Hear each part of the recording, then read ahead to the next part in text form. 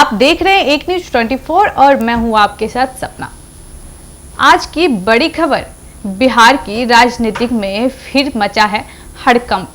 जी हां, दरअसल बिहार विधानसभा चुनाव 2025 नजदीक आते ही सभी दलों के टिकट और सीट बंटवारे को लेकर हलचल तेज हो गई है।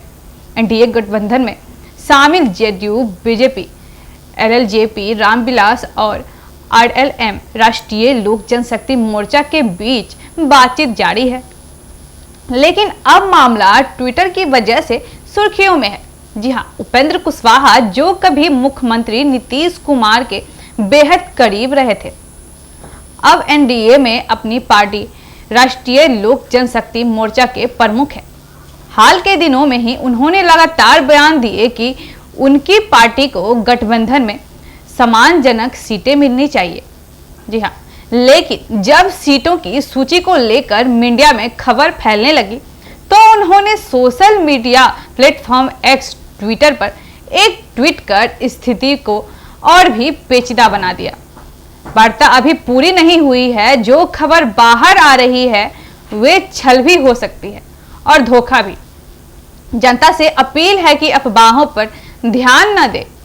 इस ट्वीट ने कुछ ही मिनटों में राजनीतिक गलियारों में हलचल बढ़ा दी है। कई नेताओं ने इसे एनडीए के भीतर असंतोष का संकेत माना। सूत्रों के अनुसार एनडीए के सीट शेयरिंग फॉर्मूले के आरएलएम को बहुत कम सीटें दिए जाने की चर्चा चल रही है, जिससे उपेंद्र कुशवाहा नाराज बताए जा रहे हैं। बीजेपी और जेडीयू दोनों ही अपने अपने प्रभाव इलाकों में ज्यादा सीटें चाहती है।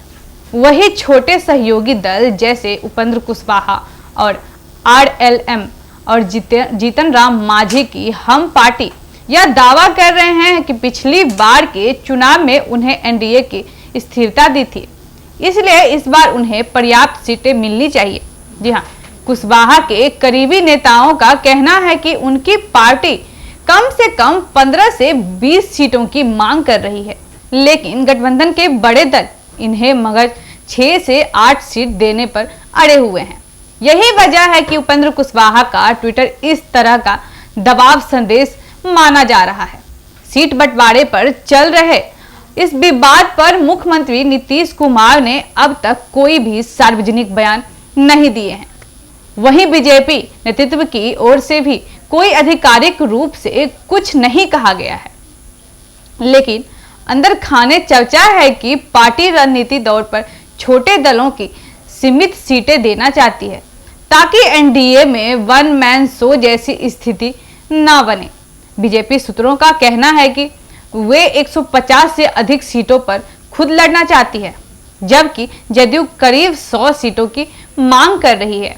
बचे हुए 43 सीटों में छोटे दलों को हिस्सेदारी दी जानी है, जिसमें आरएलएम, हम पार्टी और एलजेपी रामविलास शामिल है।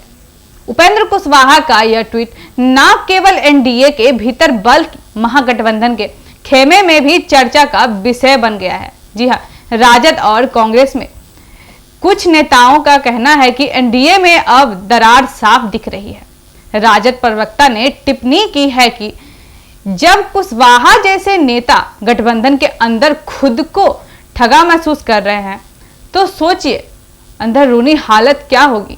जैसे जेडीयू के प्रवक्ता ने पलटवार करते हुए कहा कि ट्वीट से राजनीतिक नहीं चलती, सब कुछ बातचीत से तय होती है।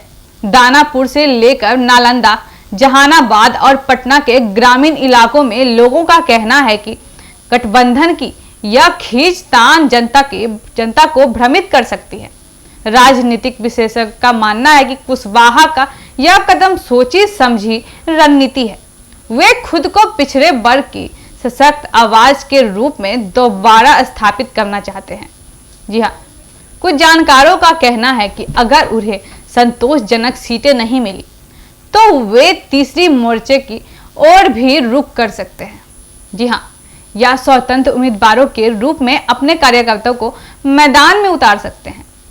एनडीए की सीट बंटवारे की घोषणा अगले कुछ दिनों में होने की संभावना है, लेकिन कुशवाहा के ट्वीट ने यह साफ कर दिया कि गठबंधन के अंदर सब कुछ सहज नहीं है।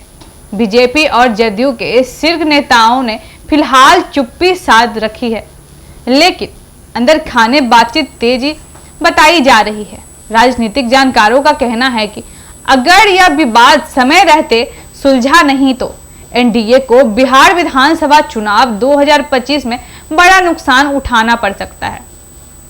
अंत में सवाल यही उठता है, क्या उपेंद्र कुशवाहा का यह ट्वीट केवल राजनीतिक दबाव बनाने की चाल है या यह एनडीए के भीतर गहरे मतभेद का संकेत? इसका जवाब आने वाले कुछ दिनों में बिहार की सियासत खुद ही दे देगी। इसमें आपकी क्या राय है, मैं कमेंट करके जरूर बताएं। ऐसे तमाम खबरों के लिए देखते रहे एक न्यूज़ 24। धन्यवाद।